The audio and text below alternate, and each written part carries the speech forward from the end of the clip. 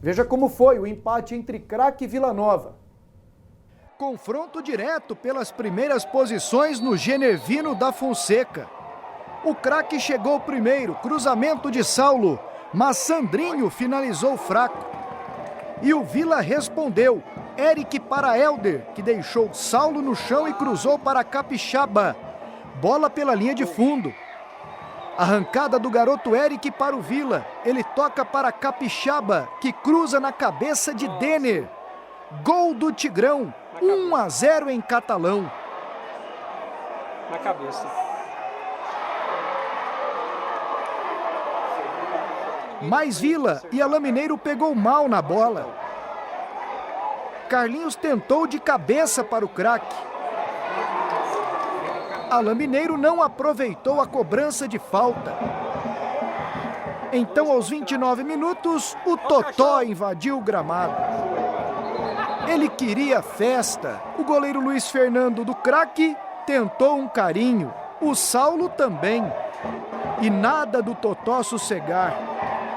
Wesley Matos até que conseguiu acalmá-lo. O goleiro Rafael Santos tentou atraí-lo com a bola. E nada. Mais festa do cachorrinho, que deixou o gramado quase 5 minutos depois. E o Capixaba arriscou de longe. O volante Denner também. Michael pegou bem na bola e Rafael Santos fez a defesa. Segundo tempo e Alain Mineiro tentou surpreender na falta. O Craque chegou mais uma vez.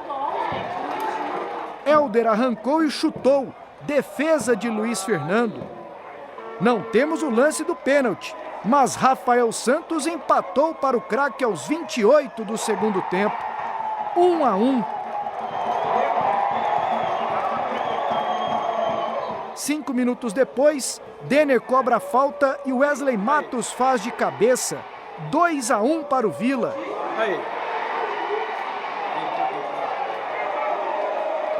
E o Craque foi à luta. Michael perdeu ótima oportunidade. Então, aos 48, bola na área do Vila e Patrick marcou contra. Ai, ai, ai. Empate do Craque. Fim de jogo, 2-2. 48, você meteu um contra desse. Nossa, É jogou. pra ficar o carnaval inteiro acordado, Mas lamentando. você sofre de tarde, de noite recupera. Ai, ai, ai. Rapaz, mas o Wesley Matos saiu bravo ontem nas entrevistas lá. Daqui a pouquinho tem o Eduardo Batista falando do jogo. O jogo foi bom, hein? Foi bem movimentado. Tô vendo aí o Helder, teve bons lances, não é? E assim, pelos melhores momentos aí, foi equilibrado mesmo. Parece que o empate ficou de bom tamanho. O Patrick entrou no lugar do Cametá, entrou como lateral direito. Né? E ele estava no meio da área e foi infelicidade dele, tentou desviar a bola, pegou de raspão, entrou. Mas é uma situação assim que o Vila tem que pensar. O Vila saiu na frente contra o time do Pato, cedeu o empate. O Vila é difícil, o Vila sempre estava saindo atrás, correndo atrás. Agora, quando ele consegue sair na frente no marcador, não tá segurando o resultado. ele não está segurando. Então já é o segundo jogo da mesma forma. Faz 1-0, deixa empatar, faz 2-1, empata no fim, sofre o gol de empate. Então isso talvez seja um pouco mais de treinamento, porque a partir de agora é que o Eduardo Batista vai começar o trabalho dele para valer. Não teve tempo para treinar o Vila Nova. Ele vai ter uma semana, que eles chamam de cheia, né? Porque o jogo do Vila é domingo contra a Napolina. Ele vai ter uma semana para trabalhar e certamente ele vai começar a definir, moldar o Vila Nova com a cara dele, como eles falam. Mas, assim, são muitos elogios para o trabalho dele até agora, assim, a maneira dele lidar com os jogadores.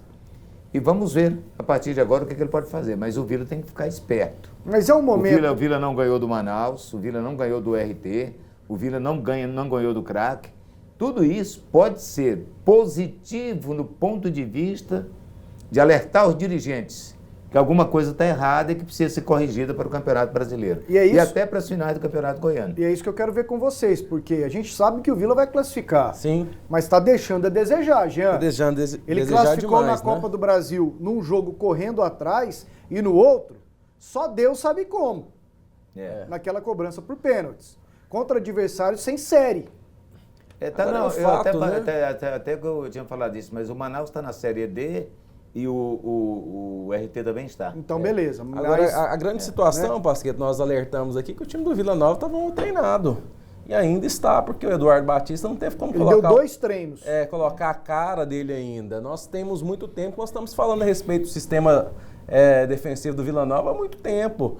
Né? Qualquer time minimamente qualificado entra na defesa do Vila Nova ali através do meio, né? Passando o bloqueio dos volantes, o bloqueio da zaga, entra pelos lados, todo mundo marca de muito longe. Esse último lance aí, quem está ali fazendo a sombra é o Keké.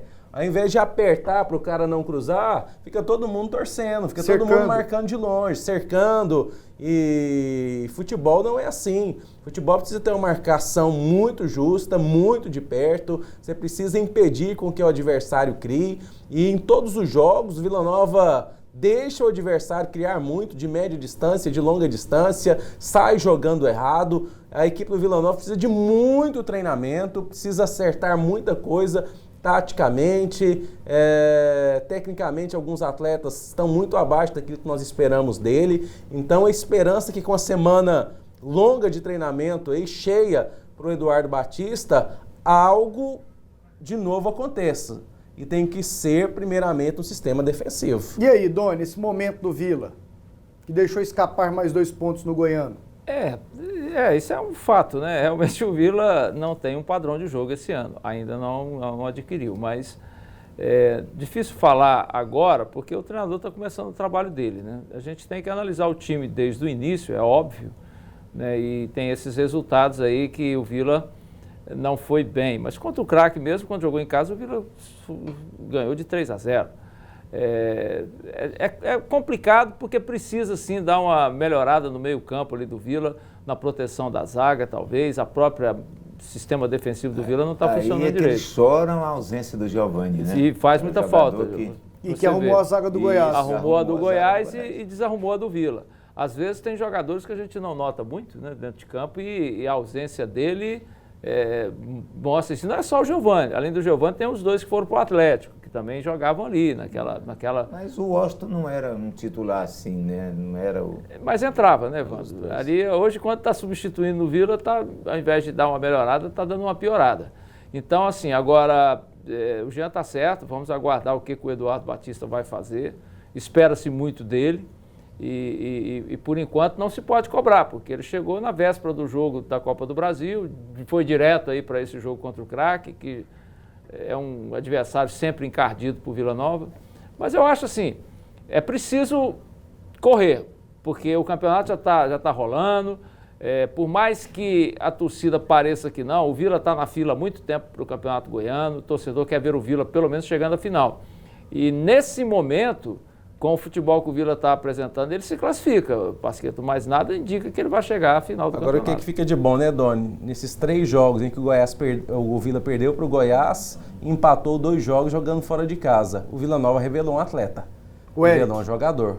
O Eric tem condições, agora é lapidar a condição tática, a maturidade, o time profissional. Dizem que ele corre muito errado, né? Mas o Michael, quando chegou no Goiás também, o Bruno Henrique, o Eric. Quem arrumou o Michael foi o Ney Franco. Então essa é a fase que nós chamamos fase de transição, em que ele vai aprender a jogar o futebol profissional, mas talento e qualidade demonstrou que tem. Pois é, o mais importante disso é que, Jean, isso sirva para o Vila Nova descobrir, né? Porque parece que o Vila dos últimos anos, não foi sempre assim, no passado era o contrário.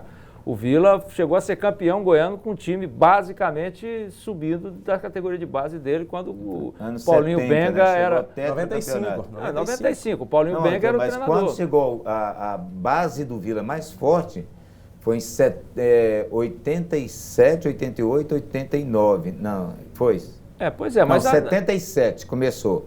Que tinha Valdo, Timoura, Zé Luiz, Cândido, Luizinho e Zé Henrique. 6 jogadores que saíram da base. Pois é, Wando, mas foi campeão 77, 8, 9, 80. Pois é, mas o Vila foi campeão com o Paulinho Benga, com jogadores subidos da base. Estou falando que sim. Esse não é o de 95? Não, é 97 quando foi tetra. Em 2005 também era uma base bem de garotos. Não, eu me lembro de um time mais novo do Vila, eu inclusive era repórter no Popular, fui lá, entrevistei muitos deles. com o Paulinho Benga. Mas, 95. de qualquer maneira, eu acho que o Vila precisa voltar a ser um time que acredita nos seus jogadores e deixar o pessoal da base jogar. Olha que deixar eles entrarem. E cobrar menos um pouquinho, ter um pouco mais de paciência. Isso vale para a torcida também, né? Para ter um pouco mais de paciência, porque o cara que vem da base tem esses problemas. Ele tem que se adaptar ao jogo, aquela coisa toda. Às vezes fica tímido, mas o benefício para o clube, para o time, é imenso. Olha que o que o Eduardo Batista falou após o jogo. Vamos acompanhar.